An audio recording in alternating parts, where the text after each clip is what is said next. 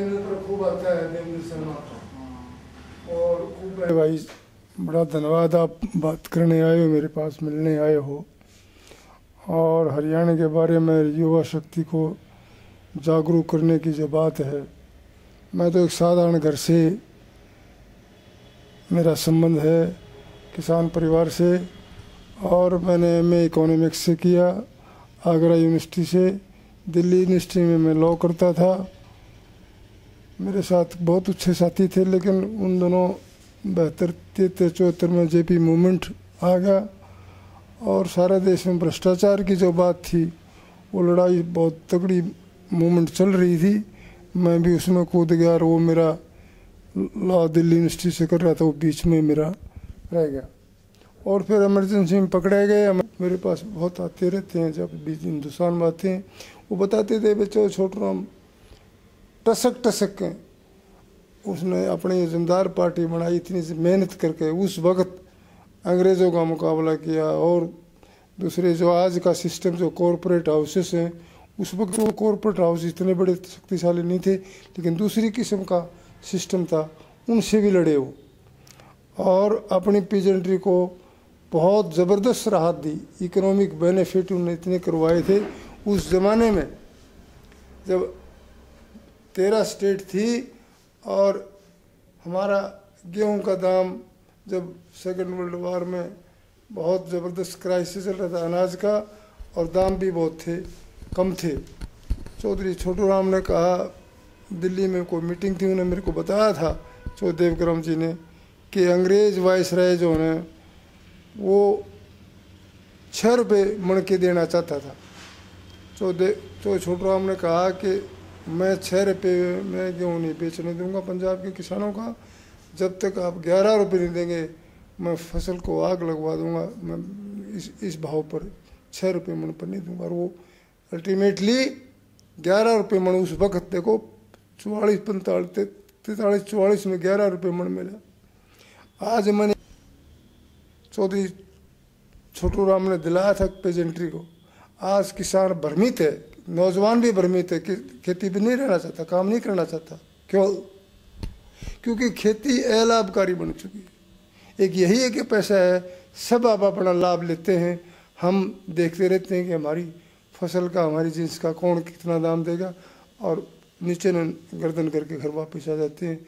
लाला दाम लगाता है, बोली लगाता है, हम छोड़ कर जाते हैं। मेरे को बताया हिंदुस्तान के एग्रीकल्चर मिनिस्टर हैं भानु प्रताप सिंह, उन्होंने अपनी पुस्तक भी लिखी, दो बिट्रेयल ऑफ रूरल इंडिया और स्वराज की ठगी, 2 पुस्तकें लिखी। उस पुस्तक में भी उन्होंने बयान कर रखा है, बताया कई बार मेरे यहाँ जी वो आते थे कि देश आज़ाद हुआ तब गेहूं का दाम था 24 रुपये कुंटल, और 1 ग्राम सोने का भाव था 10 रुपये, और सीमेंट का बोरा आता था 1 कट्टा बैग 3 रुपये का। 1 कुंटल गेहूं में 8 बैग सीमेंट के आ जाते थे। 2.5 ग्राम 2.4 ग्राम सोना आ जाता था। आज क्या होनी चाहिए सर कीमत वैसे? आज इसमें लिख रखी है, देखो हम डरते हैं, 600 रुपये क्विंटल लिख रखा है इसमें, क्षेत्र जो कर रखे ना। हाँ जी, हाँ जी। देखो हम डरते हैं, हम संकोच करते हैं कि ये बता देंगे कि भाई गरीब क्या खाएगा। भाई 1800 रुपये मिनिमम तनख्वाह कर दी अभी 7th पे कमीशन। भाई फिर हम क्या कहेंगे? हम अमीर आदमी हैं क्या? 70 करोड़ है हिंदुस्तान में पेजेंट्री किसान, क्या कितनी खुदकशी होती है।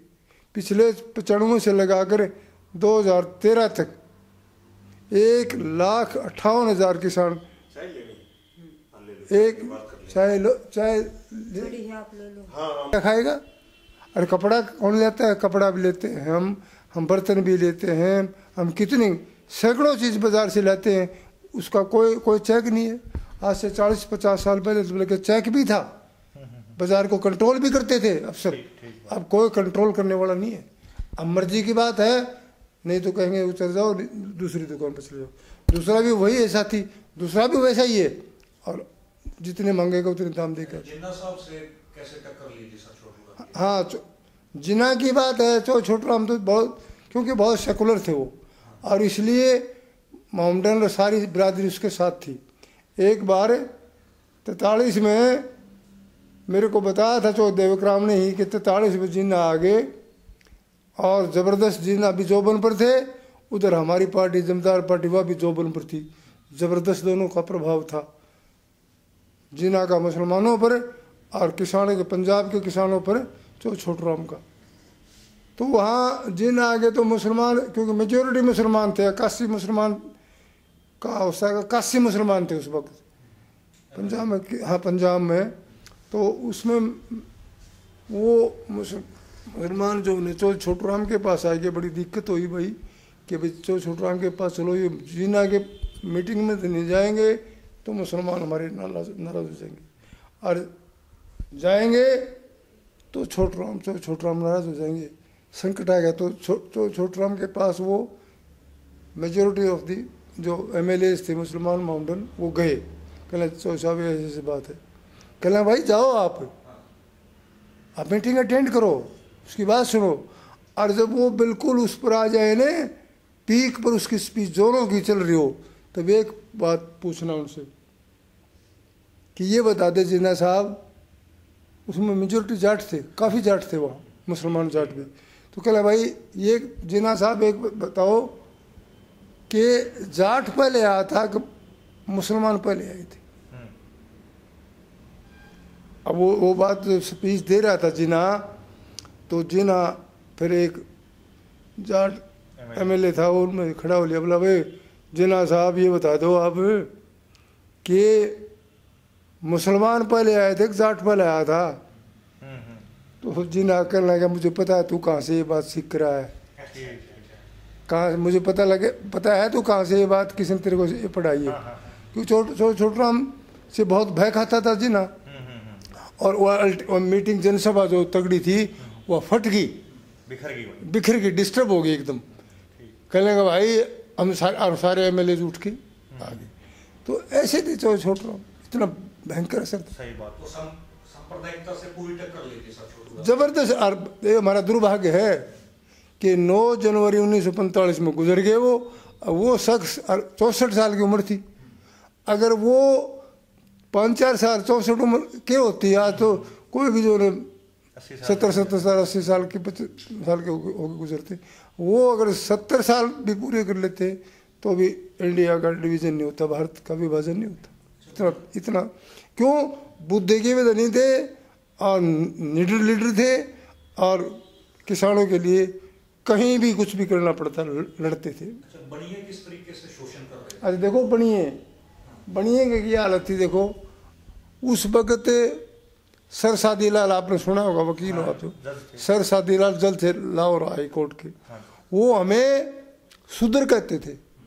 और जो छोटूराम जब वकालत करते थे नहीं कोर्ट में रोहतक, तो वो किसानों को हुक्का भी पिलाते थे अपने, वो सारे हमारा हुक्का पानी सारा हमारा सिस्टम है ही, चाहे कुछ भी बन जाओ हम वो, तो वो हुक्का भी साथ पीते थे, उड़े बैठ के उसके तख्त पर खूब हंसी मजाक भी करते थे।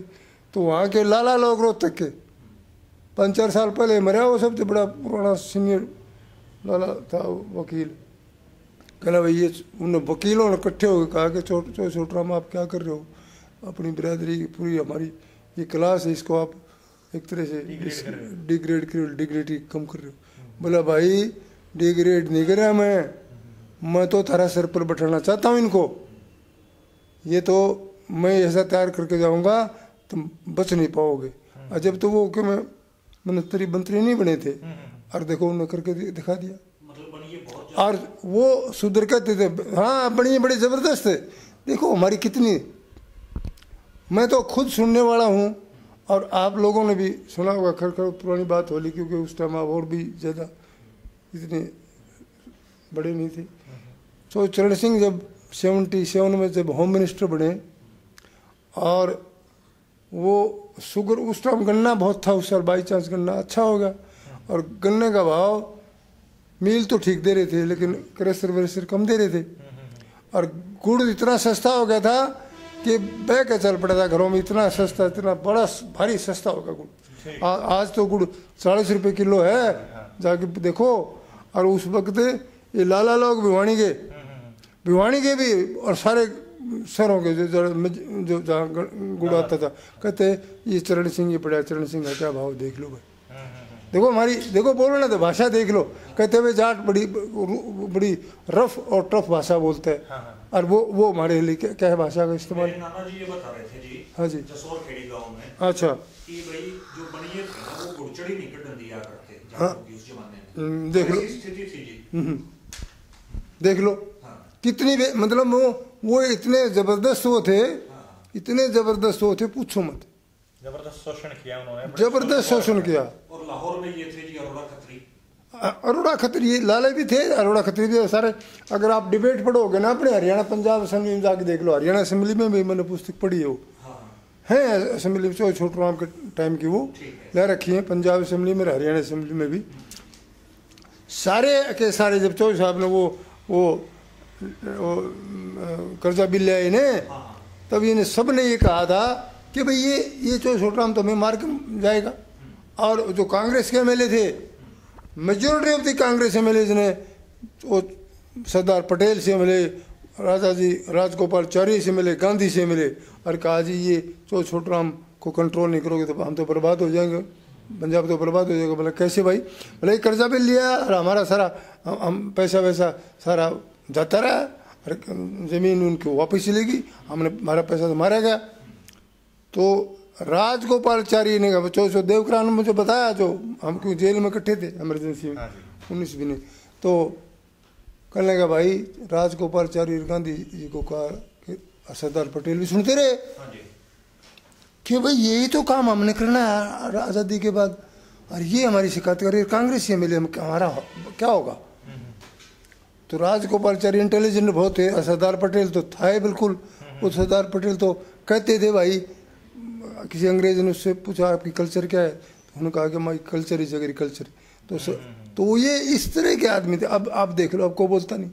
वो एक जाट गजट का एडिटर वाला बता रहे थे 1951 का। हाँ, तो जाट गजट का एडिटर था अपना छोटू राम, और लंगड़ा था, हैं? हाँ, यस, वो लंगड़ा था, आपको ये बात पता होगा। तो लंगड़ा था, तो वो जो है हमारे गांव में आके बहुत आता था, वो मेंबर बनाता था 51-52 में। तो वो मेंबर आड़ा आ गया, क्या नाम है, घंटाघर पे, जब ये पंजाबी आए थे, और घंटाघर जब बहुत वो गेट सा था एक, और चारों तरफ गेट ही थे, रोहतक गेट कहते हैं ना, रोहतक गेट था, ये मैंने देखा था खूब। और वो रोहतक घंटाघर का भी गेट था, उनमें दिनोत गेट भी था, तगड़ाना गेट भी था, सारे गेट बने हुए थे। पाकिस्तानी आए थे, हाँ, जब आए थे 51-52 की बात है, 51 में। तो वो बहुत सुथरी धोती बा, हम देखते छोटे छोटे थे हम तो, जमाए छोटे छोटे, दूसरी तीसरी में पढ़ते होंगे। वो भी बहुत बढ़िया साफा एक बेंच रखता था, लंगड़ा था वो, और सफ़ेद कुर्ता धोती। तो वहाँ कहना भाई चाय एक पहला चाय बनाओ। तो उसको कहने लगा भाई कौन मर्द हो, कहाँ के हो? बोला जी हम तो जंग से आए हैं, शरणार्थी हैं। बोला अच्छा। उस वक्त की बात है, उसने ये कहा था, हमारे गांव के आदमी बताते, मास्टर जी बताया करते काफ़ी। कल उन्होंने बोला एक दिन आपका तो सर होगा, गर्दन होगी, और हमारे छोरा के हाथ में तलवार होगी, थारी गर्दन तारेंगे। ये छोटू राम ने कह दिया। तो वो दंगरा का बेचारा डर गया, हो ये क्या बात कह रहा है, मुश्किल तो हमारी पीठ का है। तो भाई ये तो उन्होंने किस लिए कही ये बात? उन्होंने ये कहा कि ये वहाँ मारते थे, मैं किसानों को भी यहाँ पे हमने मारेंगे। हाँ, ये कहा। अब देख लो, मैं आपको बताऊँ, मैं एक तरह से अपंग सा बना दिया हमने। अब क्योंकि मैं इकोनॉमिक्स का विद्यार्थी रहा, स्टूडेंट रहा हूँ, और मैं सारी टर्म्स ऑफ ट्रेड वगैरह सारी बीमारी को मैं समझता हूँ। तो चरण सिंह से भी सीखे हमने, और नेतृत्व से भी, भाई अस्थि भी दिए एमएलए से, और भाई एसवाइल के लिए भी लड़े, वो एसवाइल आई भी को नहीं। 41 साल पूरे हो लिए, और नहर हमारी बनती नहीं, देख लो। हमारे हम ऐसे मर्द हैं, ऐसा हमारा एक भी नेता, हमने सब धोखा देते रहे, और घर बढ़ते रहे, अपने चौखट तक दौलत भर ली, चौखट तक दौलत इतने घरों में ठोस ली, ऐसे 10-10, 12-12। आप एक चीज बताइए जी कि सर छोटू राम जी इतने धर्मनिरपेक्ष थे, हाँ, कैडर भी उन्होंने खड़ा कर दिया, हाँ, लेकिन फिर 47 के अंदर हमारे जाट किस कारण से बैठ गए? देखो एक बात कहूँ, आपने बुरा मत मानना, मैं जेल में था रोहतक मिसा में। तो एक संत हरद्वारीलाल, आप जानते हो, चौधरी हरद्वारीलाल था, चौधरी देवीलाल भी था, पीलू मोदी भी थे, काफ़ी चांदराम वगैरह, मनराम बागड़े वगैरह, हम लेफ्टिस्ट के भी कई थे। तो उस चेड़ में हम सारे मिसा में थे, जनसंघ के भी थे, मधोक बलराज मधोक वगैरह और सिकंदर वक्त वगैरह। हाँ सिकंदर वक्त भी था, यस। मलकानी थे, बीजेपी का वो मदरलैंड अखबार निकलता। तो सब हम थे। तो वो जो जो संत हरद्वारीलाल ब्लड तो था, इंटेलिजेंट तो था वो, इंटेलिजेंट, इसमें कोई शक की बात नहीं, वॉज वेरी इंटेलिजेंट। कहने लगा भाई बलबीर सिंह ये है वो, क्यों हमारे गांव से वो प्रभावित बहुत था। एक बार चुनाव लड़ा था 52 का उसने, तो उस 52 के चुनाव में पहले लोकसभा के विधानसभा का ढोल वो आया करता, मतलब नैरे आया करते, नैरे ये लोकसभा का ढोल है, ये विधानसभा का ढोल है। तो हमारे गाँव वाला ने क्या करा, वो विधानसभा का चुनाव सारे विधानसभा का, लोकसभा वाले विधानसभा वाले सारे इकट्ठे उसमें डाल दी, वो लड़े था। तो वो हमारे गांव से बड़ा प्रभावित था। तो वो कहने लगा तारा काम तो भाई ऐसा काम है, बड़ा तगड़ा काम था भाई, बलबीर सिंह मेरी बड़ी मदद की थी। लेकिन एक चीज़ बताऊं, ईब जो जाट है ना, they are rank opportunist, rank opportunist, rank opportunist. अब भाग लेते हैं हम, अब क्या है ये नहीं सोचते भी ये भाग रहे तुम किसके पीछे भाग रहे हो, इसके क्या परिणाम होंगे, क्या इसका तुमने नतीजा भुगतना पड़ेगा। हमारे तो चरण सिंह ने कितना बड़ा बेस बनाया था नहीं पेजेंट्री का, और कितनी बड़ी पार्टी खड़ी करी थी। आज भी उसका बीजू पटनायक का बेटा भी चीफ मिनिस्टर है, मुलायम भी चीफ मिनिस्टर है, नीतीश कुमार भी चीफ मिनिस्टर है। हरियाणा में भी हमारा जाता नहीं, हमने तो इतनी सीट दे दी थी जब हमने इस्तीफे दे के मूवमेंट शुरू किया। तो 90 में तो कितनी सीट आई थी, 87 में 85 सीट आई थी। और 2 सीट कांग्रेस की तोड़ी, 5 कांग्रेस की थी, 2 उनसे रिजाइन। आपका टर्म कब तक, आपसे कब तक? 82 से 87। तो उस टाइम जाट बहक गया था जी। हाँ नहीं, कैडर खड़ा होने के वो हमने कैडर बना दिया था। नहीं, जो सर छोटूराम ने जो दंगे हुए 1947 हाँ हाँ, हमारे इतनी तगड़ी जमींदार पार्टी थी, हाँ हाँ, कैडर भी खड़ा हो गया था। हाँ हाँ, लेकिन उसके बावजूद भी जाट जो है ना सांप्रदायिक शक्तियों के बहकावे में आ गया। वो ऐसा था सांप्रदायिक शक्तियों के नहीं कि आज़ादी का मोमेंट था, कोई छोटूराम के लेवल का आदमी रहा नहीं। और वो जो जमींदार पार्टी के थे ना, वो भी कांग्रेस में आगे चुनाव तो लड़ा था जमींदार पार्टी ने, लेकिन कामयाब नहीं हुए, 1-2 को छोड़कर कामयाब नहीं हुए। ये चौदेवग्राम ने भी आज़ाद चुनाव लड़ा, वो भी 500 वोट तार के थे। एक दसाराम था उसके इसके खेड़े के, दसाराम आप सबने सुना होगा, बड़ा अच्छा वो था, पुराना लीडर भी था। कौन से थे? ये किशन सिंह सांगवान था ना, उसका ताऊ था सगा, और अपने जाट स्कूल के वो प्रिंसिपल भी रहे। और बुटाना में उसका बहुत अच्छा संस्था भी चलाई थी। तो मेरा उस वक्त क्योंकि लहर थी ना आज़ादी की, आज़ादी की लहर में सारा देश ये था भाई आज़ादी मिलेगी तो पता नहीं क्या मिलेगा हमें।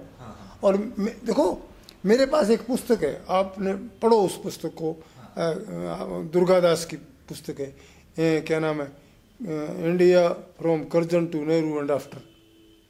तो उसने लिखा है उस दुर्गादास ने एक जगह, मैंने सारी पुस्तक को पढ़ी, बहुत तगड़ी पुस्तक है, एक तरह से हिस्ट्री है पूरी जबरदस्त पूरी आज़ादी की। तो उसने लिखा है कि भाई मैं जब आज़ादी का जश्न मनाया जा रहा था, इंडिया गेट पर मनाया था, पहला 15 अगस्त इंडिया गेट पर झंडा फहराया था, 16 अगस्त में फिर लाल किले पर नेहरू ने। तो वहाँ उनके बीच में चला गया मैं, तो वो भी डिफरेंट सेक्शन थे, उनमें मैं गया।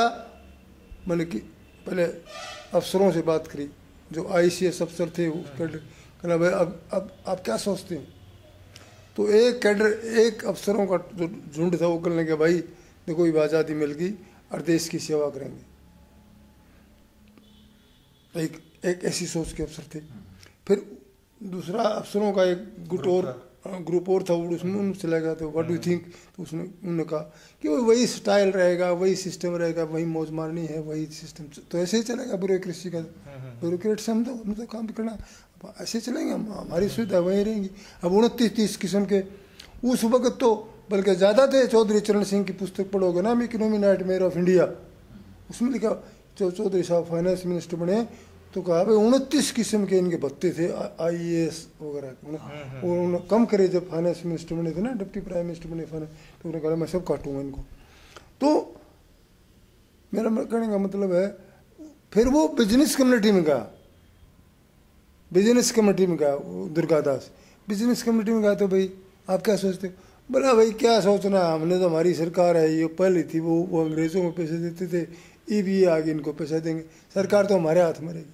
तो कॉर्पोरेट उस जमाने में फिर वो जो जाट थे वो कैडर टूट गया उनका, कैडर टूट गया, कुछ वही स्वयं कर गया उसमें, वो लहर में। अच्छा, शेड्यूल्ड कास्ट के लिए क्या सोच थी ये सर छोटू राम जी की? जमींदारों के लिए तो काम किया, गजब की सोच थी। अच्छा, गजब की सोच थी। बताया भी हो आपको किसी ने? वो उन जो देवग्राम ही कहते थे कि भाई देखो आज आपके सामने ही है, हरियाणा और पंजाब के जो शेड्यूल कास्ट है ना, वो सबसे ज्यादा प्रोस्पेरस मिलेगा, और सबसे कम जमीन है यहाँ, सबसे कम जमीन भी यहाँ हरिजनों के पास यहाँ। और वो स्टेट में जाओगे ना आप तो वहाँ हरिजनों के पास जमीन भी है, बिहार में, उत्तर प्रदेश में, दूसरी स्टेट में, लेकिन यहाँ लैंड नहीं है, यहाँ लैंड से टोटल। और पीजेंट्री की इनकी हरिजनों की हालत, किसी भी गांव में जाओ आज ओका पानी, और मतलब इज्जत करते थे, सम्मान करते थे।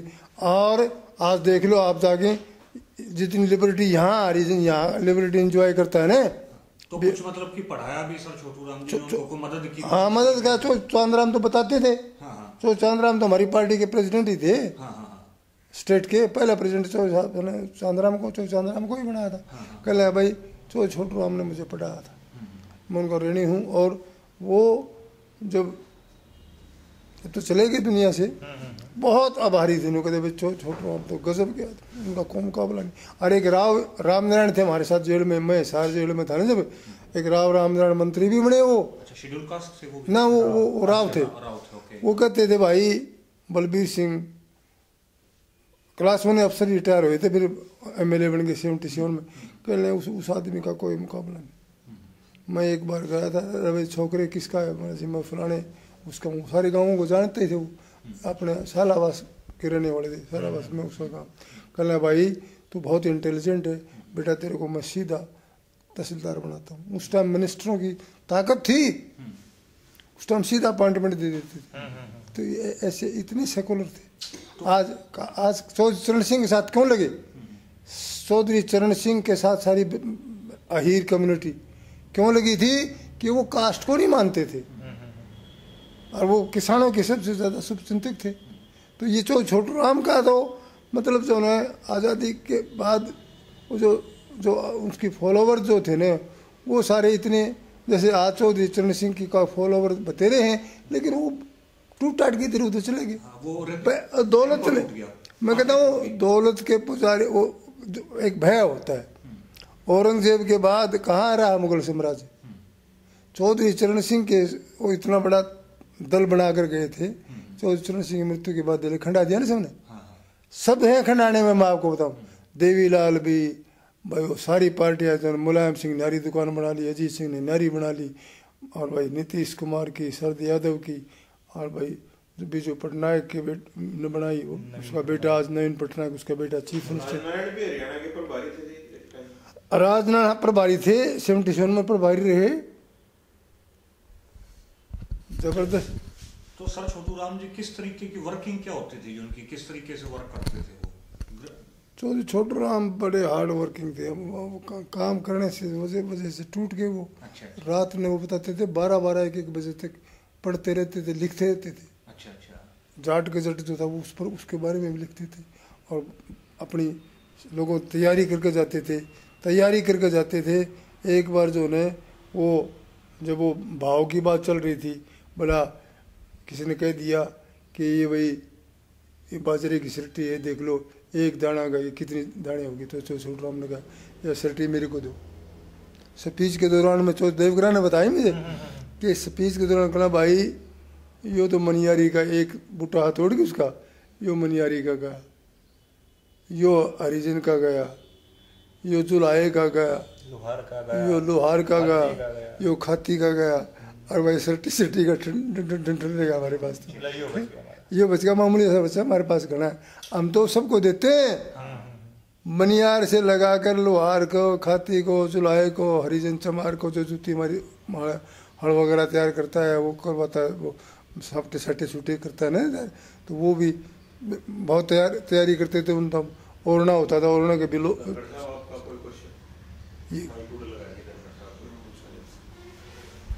एक ग्रेवाल साहब ये बताओ कि अभी चौधरी छोटूराम जी की हम बात कर रहे हैं, उनकी जो विरासत संभाले हुए हैं चौधरी बीरेंद्र सिंह डूमर खा जी, जो कि अभी पहले भी वो मंत्री रहे हैं, बड़ा ओहदा है उनके पास, और अब भी बीजेपी गवर्नमेंट में, सेंट्रल गवर्नमेंट में यूनियन रूरल डेवलपमेंट मिनिस्टर हैं, जो कि अपने आप में एक पावरफुल पोर्टफोलियो है और वो किसानों की बात भी करते हैं। ये जो किसानों का इशू चल रहा है, जो चौधरी छोटूराम जी ने जो झंडा बुलंद किया था, जो एक तरह से नया जीवन दिया था, तो MS स्वामीनाथन रिपोर्ट की जो बात जिसके बेस के ऊपर बीजेपी गवर्नमेंट आई थी, सारे किसानों ने, पीजेंट्री क्लास ने सपोर्ट किया था, लेकिन वो 1.5 साल, पौने 2 साल होने को आए हैं, कहीं दिखाई नहीं दे रहा इस बारे में। मतलब वो तो विरासत संभाले हुए हैं, एक तरह से कह सकते हैं, क्लेम तो करते ही हैं, दावा तो करते ही हैं। बात ये है मित्र जी कि हम talk in action but do in talks, ये हमारी हैबिट हो चुकी है। वो जब क्योंकि जोश में आता है ना, जब तो कहा जाता है, और लड़ने का जब तक रिस्क, चौधरी छोटूराम और चौधरी चरण सिंह रिस्क लेते डरते नहीं थे। हम रिस्क लेते डरते हैं। वो आज उसके लिए अवसर है, आज चौधरी वीरेंद्र सिंह के लिए बहुत बड़ा अवसर है। अगर वो इस पेजेंट्री के लिए लड़े ना छोटूराम की तरह, तो उसकी इमेज इतनी ज़बरदस्त बन जाए, इतनी ताकत उसकी बन जाए। ताकत तो आदमी से की कुर्बानी से बनती है। नहीं लड़ेंगे जिन्होंने तो नीली कोठी के ऊपर बीजेपी का झंडा फहरा दिया, हाँ, और आधी नीली कोठी की जमीन को बेच दिया, वहाँ पेट्रोल पंप लगा दिया। हाँ, पेट्रोल पंप मैंने देख तो रखे। सर छोटूराम ने तो ये कहा था ना बाबूजी कि भी पंजाब का हर एक लड़का मेरा बच्चा है, हाँ, जिसमें दम होगा वो आगे आ जाएगा। बिल्कुल तो परिवारवाद से तो वो परे थे, बिल्कुल परे थे। हाँ जी, बिल्कुल। नहीं बताओ ना आप, जब परे थे तभी तो बना के इतनी ताकत, इतने बदमाशों से लड़ना। उन्होंने कहा जब वायसराय जो थे ना, वायसराय वो थे अपने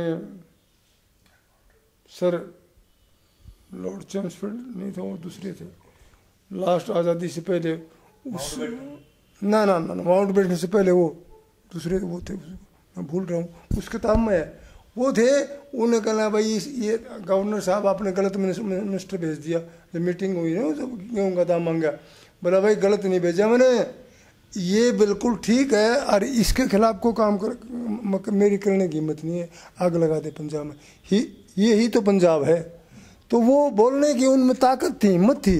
आज हम देखो, मैं तो मामूली सा आदमी, और आपको उस आंदोलन की बताऊं, मैं 85 में जब हमने 22 MLA ने इस्तीफा दिया, एक तो बीजेपी का था डॉक्टर मंगल सेन, 21 लोक दल के, कोई तैयार नहीं था। और उस मीटिंग में चरण सिंह की कोठी पर कमरे में झगड़ा हुआ, तो देवीलाल और डॉक्टर भीम सिंह दैया और डॉक्टर स्वरूप सिंह भी थे, और क्या नाम से हम सारे थे, मतलब इस्तीफा देने के लिए तैयार नहीं थे। और मेरी बात हो चुकी थी पहले एक ओम प्रकाश बेरी से, मगा भाई इस्तीफा नहीं देंगे न तो देवीलाल हमें बदनाम भी करेगा, और ये करता कुछ है, झूठ बोलते देर नहीं लगाता। देखो मैं आपको बताऊं, मैं ब्लंट हूँ इस मामले में। मैं देवीलाल को भी कहता था, मैं चौधरी साहब ये झूठ बोलना छोड़ दो आप। नहीं बलबीर सिंह झूठ बोलने से हवा बनती है, वो कह देता था। इस मामले में वो बड़ा वो था, आउटस्पोकन, स्पष्ट था, कहना झूठ बोलने से बलबीर सिंह हवा बनती है, बड़े बड़े भोले हो। मैंने जी झूठ बोलने से फिर हमारी हवा निकल जाएगी। नहीं, वो हवा निकलेगी तो कामयाब हो जाएंगे हम। तो ये खैर हमने इस्तीफे दिए। इस्तीफे के भाई हमने किसी को चीफ मिनिस्टर बनाने के लिए दिए थे। हमने इस्तीफे इसलिए दिए थे कि हरियाणा के किसानों की ताकत बनेगी, और पानी आ जाएगा, पानी नहीं रहा तो किसान बर्बाद हो जाएगा।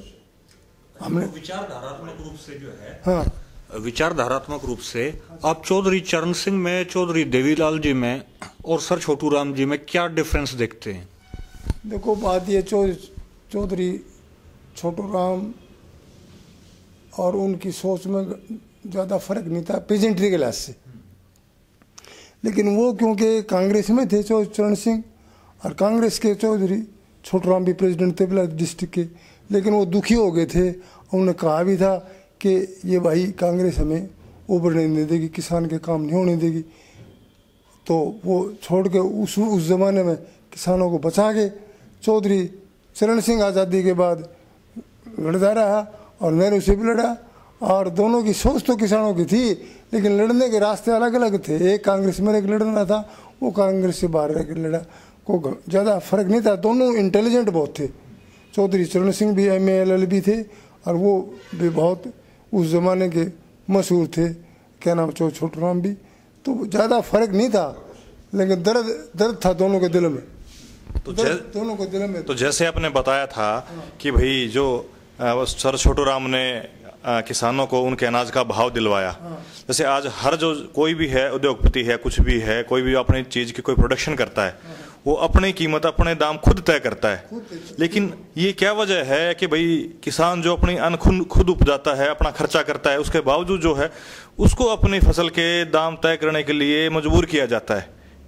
बात है ना, हमारी हम कितनी बरादरी हैं?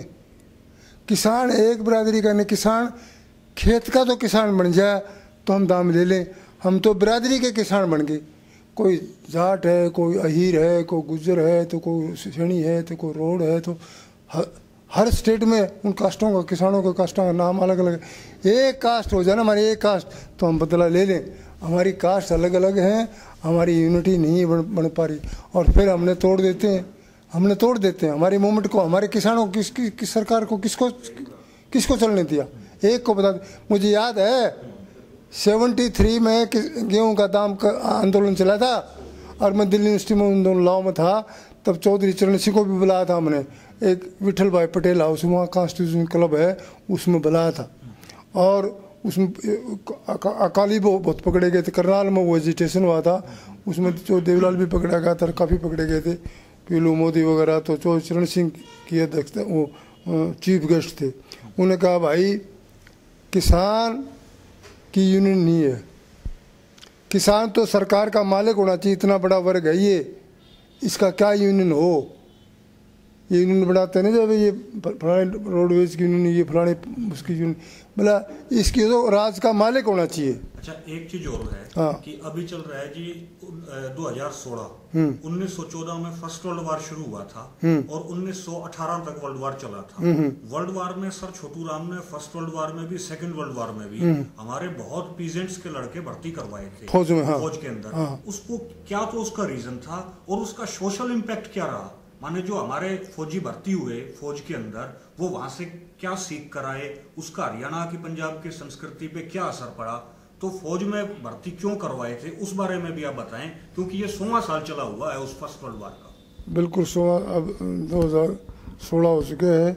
चौधरी छोटू राम किसी भी तरह किसान को गरीब वर्ग है उसको उठाना चाहते थे, और वो कहते थे कि भाई सरकार के खजाने में तुम्हारा हिस्सा नहीं होगा ना, इतने तुम ऊपर नहीं पाओगे, ऊपर नहीं उठ पाओगे, और इसलिए चाहे 5 रुपये मिलो चाहे 10 रुपये मिलो, लेकिन वो माहवार मिलेंगे तुम्हारी आर्थिक हालत सुधरती चली जाएगी। और इसलिए उन्होंने एडवोकेट किया था इस बात को कि ज़्यादा से ज़्यादा किसान परिवारों के बच्चे आर्मी में जाने चाहिए, और उनको हराओ क्या नाम से, जो दूसरे से, चाहे वो जर्मनी थी, चाहे इटली थी, चाहे जापान थे, वो मतलब उनका न्यारा हिसाब किताब था, और वो मतलब चाहते थे भाई हमने कम से कम तनख्वाह तो मिलेगी। हमने तो किसान में तो चौधरी चरण सिंह भी कहते थे ना कि 4 बेटे हैं तो एक को रखो किसान धरती पर, खेती के, बाकी दूसरे पैसे में जाओ। तो यही चौधरी छोटू राम की थी, यही चौधरी छोटू राम की थी कि भाई दूसरे पैसे में सर्विसेज में जाओ, बिजनेस करो, ये करो, तब आप ऊपर पाओगे ना। तो ये जो बैठे हैं ना बाजार वाले, ये वो सफ़ेद वाइट अंग्रेज थे, ये काले अंग्रेज उनसे भी ज़्यादा डेंजरस है। ये थे चौधरी बलबीर सिंह गरेवाल जी, एक्स MLA, और मेरा जीवन मेरा संदेश श्रृंखला के तहत हम युवाओं का ये पहला इंटरव्यू था, और आने वाले टाइम में हम और भी इसी तरह के इंटरव्यू इसी तरह रिकॉर्ड करेंगे। Thank you.